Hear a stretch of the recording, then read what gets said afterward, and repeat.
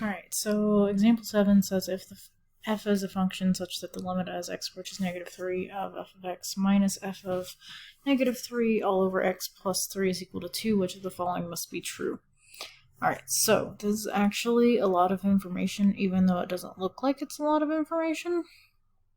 So what this actually tells me is that f primed of negative 3 is 2. So, therefore, since I could take the derivative, that also means that f is differentiable.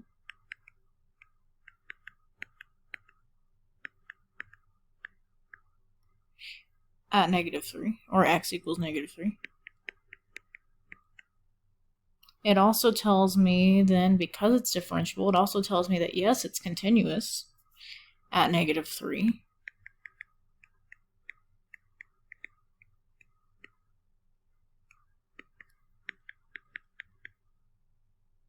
And finally, it tells me that my limit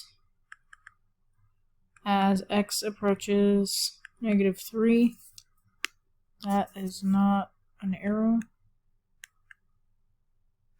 of f of x is equal to f of negative 3. So it tells me 1, 2, 3, 4 different things, all with this little piece of information, which is kind of nice. But that is all that it tells me. Alright, so the limit of f of x as x approaches negative 3 does not exist. Well, we kind of just said that it did, though. So it definitely can't be that one, because that one has to be false. It says f is not defined at x equals negative 3.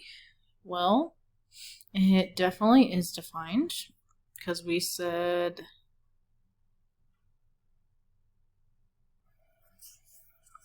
that both f is differentiable and continuous, so therefore it has to be defined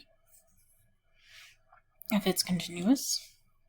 The derivative at f x equals negative 3 is 2. Well, yeah, that's kind of the first one. That one's definitely true. F is continuous at x equals 2. I don't know anything about where x is 2, so it could be, it might be, but we don't know that for sure. So it might be true, it might not be, but it does say must be true. And then it says also f of negative 3 is equal to 2. Well, even though I've said that f primed of negative 3 is 2, that doesn't necessarily mean that f by itself of negative 3 is 2. So we don't know that for sure. It doesn't tell us that information. So C is the only one that has to be true. That's it.